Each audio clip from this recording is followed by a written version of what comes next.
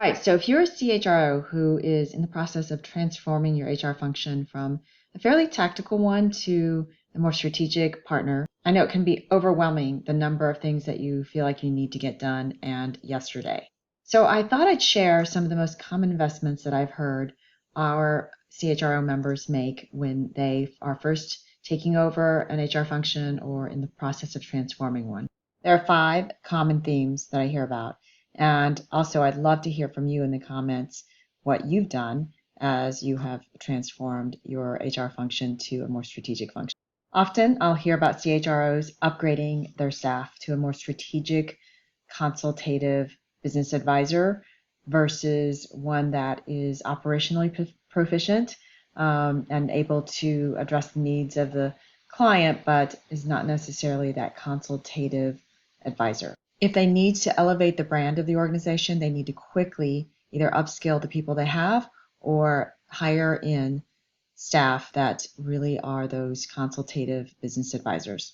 The second thing is so typical when an HR function is very tactical, there aren't any centers of excellence leaders or depth. So there's not a specialist in, say, total rewards or in talent management or in talent acquisition. And so being able to stand up 1 or 2 centers of excellence by hiring the right level of leader is really critical. And I think the ones that sort of get added first typically are if the organization doesn't have a formal HR business function, HR business partner function where HR business partners are actually allowed to be strategic versus dealing with operational issues, then that is a function that gets stood up very quickly because they are the liaisons, right? They're the strategic advisors that are going to try to help the business achieve their business goals. The second area seems to be talent management. And sometimes you'll hear about total rewards as well, but sometimes you have to be pretty big to afford a VP of total rewards. And so that's an easier thing to outsource or leverage your brokers for. And I would say most HR leaders come up through the path of having, dealt with benefits. So really the HR business partner function and our talent management seems to be 2 of those centers of excellence that get stood up. The other thing successful CHROs seem to do is they will spend time future casting, right? So by painting a vision for the senior executives and the organization on what they can expect from HR, say in year 1, 2, and 3, setting the expectation that the strategic work sometimes can't happen until some of the what I call keep the lights on work gets done first, so that there is a strong foundation. But really taking time to paint that picture of what good will look like and that there are things that need to be done before that in order to achieve that more strategic status.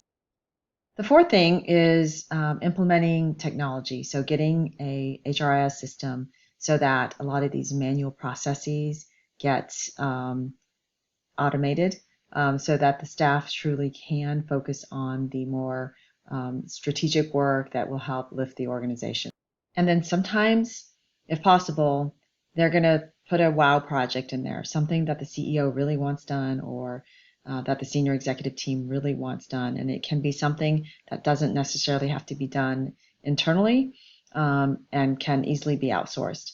So the one that I hear most common is like leadership development, or by fixing a bleeding neck issue like recruiting, right? Turning the recruiting function from a post and pray kind of organization to one that is truly headhunting and going out there and proactively sourcing candidates. And something as simple as that is going to be a big wow project that leaders will get excited about and that will put a lot of credits in your bank. All right, so to recap, the 5 most common areas that I hear about are 1, investing in top grading and upgrading your existing HR staff to more consultative partners. 2, standing up a center of excellence function, 1 or 2 of those. 3, investing time in future casting and painting a vision for what strategic HR actually looks like. 4, investing in technology, streamlining business processes, automating those. And 5, being able to provide sort of a big, quick win with a wow project. All right, so I would love to hear from you on what's worked for you as you have been transforming your function from tactical to strategic. And also, if you have not yet checked out one of our HR Mastermind peer groups, feel free to ping me and we'll get you on the calendar.